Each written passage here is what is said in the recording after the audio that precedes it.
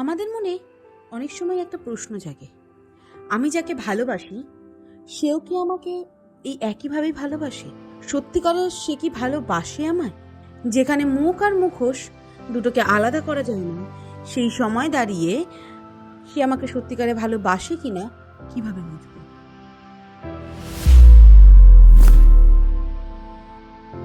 কিভাবে বুঝবো তার ভালোবাসাটা খাঁটি, আমার প্রতি থাকা তার ফিলিংসটা মিথ্যে না?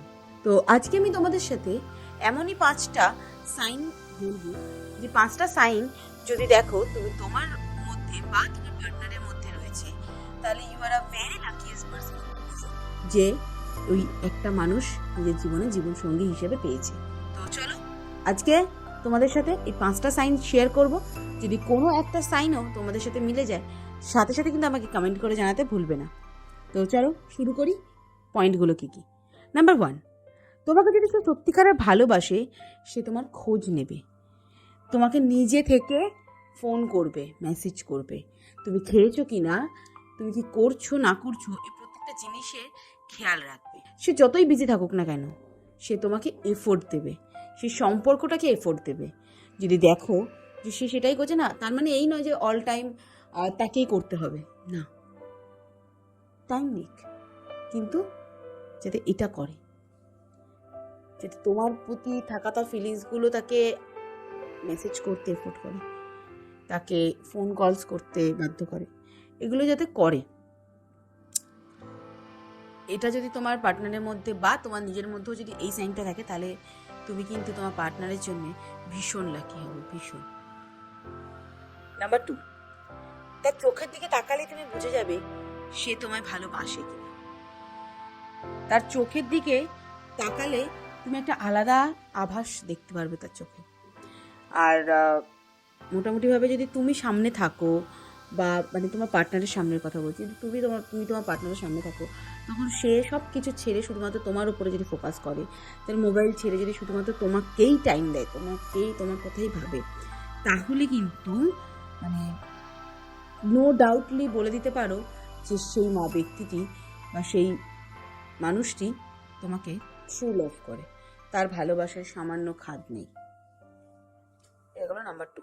নাম্বার 3, তোমরা মানে একটা জিনিস জানো কিনা জানি না, বাট আমরা মেয়েরা বিশেষ করে কোনো ছেলে বা পরিচিত মানুষ বা না কাছের মানুষ, তারা যদি কোনো জায়গায় না থাকে, বা তাদের যদি মানে সেই জায়গায় উপস্থিত, যে জায়গায় উপস্থিত থাকার কথা সেখানে না থাকে, এবং তাদেরকে নোটিস করা, খোঁজা, এই প্রত্যেকটা জিনিস কিন্তু ভালোবাসার লক্ষণ।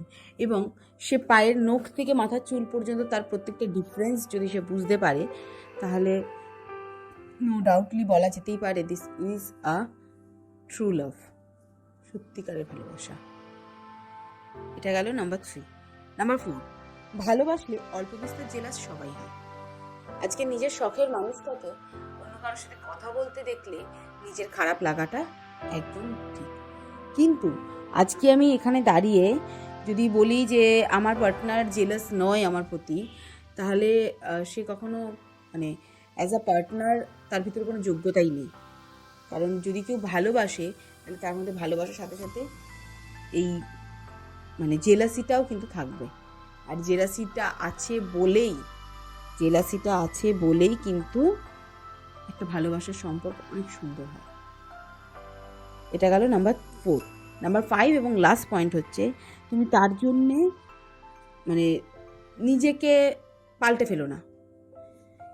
তুমি যেমন, সে কিন্তু তোমাকে ঠিক তেমনভাবেই ভালোবেসেছে বা পছন্দ করেছে।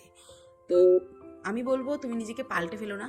দেখো যে তোমার এই অবস্থা, দেখো আমরা না কেউই পারি না যে মানে নিজেকে ঠিকঠাকভাবে প্রপারভাবে কোথাও বেরোতে, আমরা পারি না।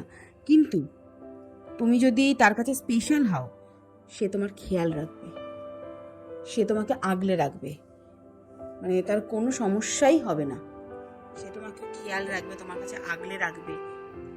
তুমি তার কাছে একজন স্পেশাল পার্সন, তাই সে এটা করবে।